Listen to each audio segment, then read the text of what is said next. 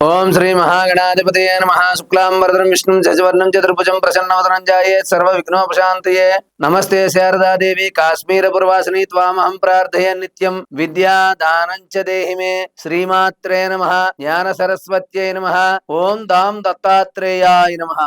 Social post channel ప్రేక్షకులకి నమస్కారం. ధర్మ సందేహాలు కార్యక్రమానికి స్వాగతం. మనం ఈ రోజున ఈ ధర్మ సందేహాలు అనే కార్యక్రమంలో ఒక ముఖ్యమైనటువంటి విషయం గురించి మనం తెలుసుకుందాం. మాసానాం మార్గశీర్షోహం అంటోంది శాస్త్రం. అంటే మాసాలన్నింటిలో కూడా ఈ మార్గశిర మాసం శిరస్సు లాంటిది అని దాని యొక్క అర్థం. అటువంటి విశేషమైనటువంటి రోజుల్లో ధనుర్మాసం కూడా వస్తుంది. కాబట్టి ఈ యొక్క మార్గశిర మాసంలో పున్నమి నాడు వచ్చేటటువంటి విశేషమైనటువంటి పండుగ దత్త జయంతి.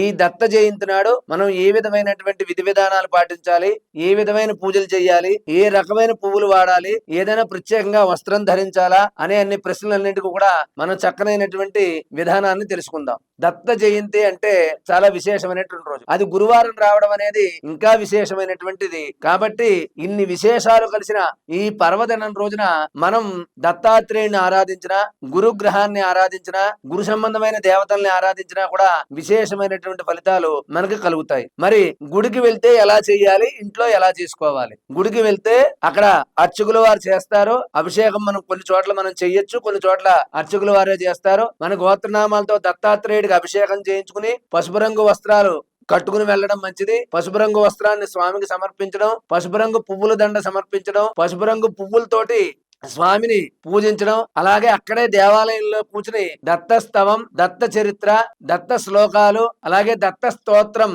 దత్తాత్రేయం మహాత్మానం అనేటటువంటి కొన్ని శ్లోకాలు ఉంటాయి. అవి చదువుకున్నా కూడా మనకు ఆ రోజు మంచి విశేషమైన ఫలితం కలుగుతుంది. అలాగే మేము గుడికి వెళ్ళలేమండి, మేము ఇంట్లోనే పొద్దున్న డ్యూటీకి వెళ్లే ముందో పనికి వెళ్లే ముందో చిన్న పూజ చేసుకుంటాం, అది దత్తాత్రేయుడికి దండం పెట్టుకుంటామండి అంటే ఇంటి దగ్గర మన దేవుడు మందిరంలోనే చిన్న దత్తాత్రేయ స్వామి ఫోటో పెట్టుకుని ఆ దత్తాత్రేయ స్వామి ఫోటో దగ్గర చిన్న పసుపు రంగు వస్త్రం వేసి అక్కడ ఆవునేతితో 3 గాని 5 గాని దీపాలు పెట్టుకుని ఆ పెట్టిన చోట పసుపు రంగు పువ్వులతో దత్తాత్రేయుని పూజించి, అలాగే శనగలతో చేసిన పదార్థం గాని, తెల్లని పదార్థం పాలకోవా లాంటిది గాని, ఏదైనా మీకు తోచిన ప్రసాదం నివేదన చేసి ఆ ప్రసాదాన్ని మీతో పాటు మిగిలిన వాళ్ళందరికీ కూడా పంచిపెట్టడం.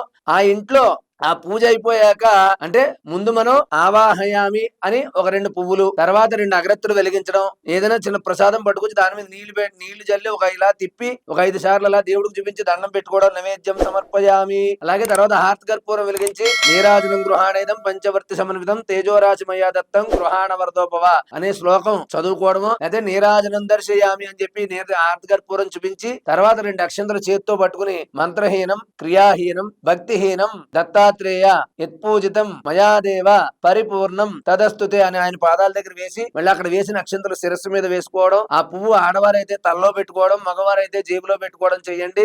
ఆ ప్రసాదాన్ని స్వీకరించి అక్కడే కూర్చుని దత్త స్తవం, దత్త శ్లోకాలు, దత్త చరిత్ర చదువుకోండి. ఇవన్నీ చదివే టైం లేదంటే ఇంకా సులువుగా ఏదైనా మార్గం చెప్పండి అంటే ఓం దాం దత్తాత్రేయాయ నమః, ఓం దాం దత్తాత్రేయాయ నమః అనే మంత్రాన్ని కనీసంలో కనీసం 11 సార్లు గాని, 27 సార్లు గాని, 54 సార్లు గాని కనీసంలో కనీసం చదువుకుని దత్తాత్రేయుడికి దండం పెట్టుకుని ఆ రోజు ఉల్లిపాయ లేకుండా, మసాలా లేకుండా, వెల్లుల్లి లేకుండా సాత్వికమైనటువంటి ఆహారాన్ని స్వీకరించండి.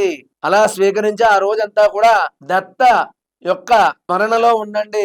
ఆ దత్తాత్రేయుడు మన కష్టాలన్నీ తప్పకుండా తీరుస్తాడు. కాబట్టి వీలైన వారు ఈ 2 మార్గాల్లో ఏదో ఒక మార్గంలో దత్త జయంతిని చక్కగా జరుపుకుని దత్తాత్రేయుడి అనుగ్రహంతో మీ జాతకంలో గురుబలం పెరిగి మీకు అన్నింటా విశేషమైన ఫలితాలు కలగాలని చెప్పి ఆశీర్వదిస్తూ ఓం దాం దత్తాత్రేయాయ నమః. స్వస్తి.